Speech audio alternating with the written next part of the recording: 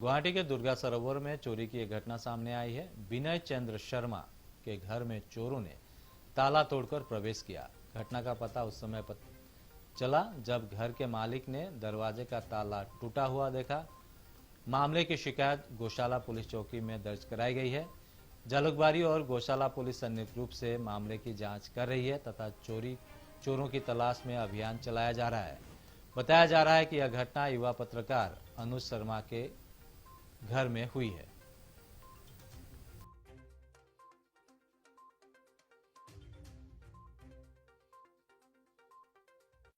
ঘটনাৰ পৰা আমাৰ পৰিয়ালটো প্ৰথমতে ৰক্ষা পৰিলোঁ।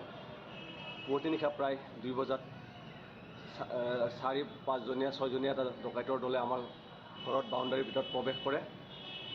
ৱাল পাৰ হৈ প্ৰৱেশ কৰি আমাৰ ঘৰৰ দৰ্জাৰ তলা ভঙা হয় পৰিলক্ষিত হয়। এটা শব্দ পালোঁ আমি যিহেতু ৰাতি 2 বাজিছিলে, আমি শুই আছিলোঁ। শুই থকাৰ পিছত ধৰক এটা শব্দ, হঠাৎ এটা ভয়ংকৰ শব্দ পালোঁ। শব্দ পাই সাৰ পাই মই উঠিলোঁ, খিৰিকীৰে জুমি চালোঁ কিহৰনো শব্দ হ'ল বুলি জুমি চাওঁতে দেখিলোঁ আমাৰ বাউণ্ডাৰী ৱালৰ এজন ব্যক্তিয়ে পাৰ হ'বলৈ চেষ্টা কৰিছে, বাহিৰফালে পাৰ হৈ যাবলৈ চেষ্টা কৰিছে ৰাস্তাৰ ফালে।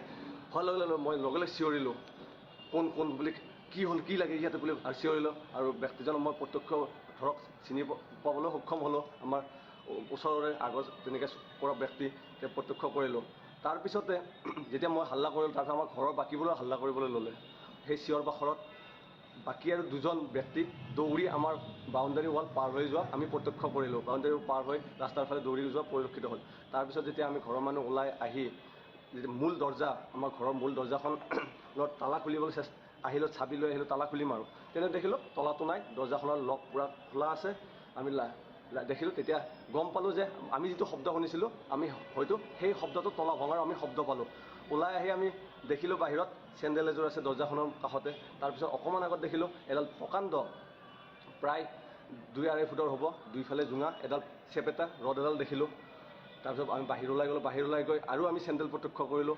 তাৰপিছত আৰু মানে খোজৰ প্ৰত্যক্ষ কৰিলোঁ, ভিতৰত প্ৰত্যক্ষ কৰিলোঁ, বাহিৰত প্ৰত্যক্ষ কৰিলোঁ। যিহেতু বৰষুণ আগতে গৈছে, আমি প্ৰত্যক্ষ কৰিলোঁ। তেনেকৈ আমি ৰাস্তা ঘাটে পূৰা চালোঁ। চাই পেলাই আমাৰ চিঞৰত আৰু বাকীবোৰো ওলাই আহিলে, ওচৰৰ মানুহবিলাক ওচৰাই আহি পেলাই বিচাৰিলে, কিন্তু আমি একো দেখি নাপালোঁ। কিন্তু সেই ধৰক সেই 15-20 মিনিট পিছতে আৰু এটা মানে ভয়ংকৰ ঘটনা আমি দেখিবলৈ পালোঁ। আমি সন্দেহ কৰিলোঁ যে এখন গাড়ী, 4চকীয়া গাড়ী এখন আমাৰ ঘৰত সেইফালে উঠি আহিলে। কিন্তু গাড়ীখন উঠি আহোঁতে আমি প্ৰত্যক্ষ কৰিলোঁ যে গাড়ীখনত আমি মানে অকল মই নহয়, আমাৰ ঘৰৰ পৰিয়াল লগতে আমাৰ ওচৰ চুবুৰীয়া পৰিয়ালো আমি প্ৰত্যক্ষ কৰিলোঁ। এজন ব্যক্তি, ড্ৰাইভাৰজনে গাড়ী চলাই আমাৰ ঘৰৰ পৰা, ধৰক আমাৰ ঘৰ যিহেতু পাহাৰ ছাইডত, ঘৰৰ ছাইডৰ পৰা আৰু উঠি গ'ল।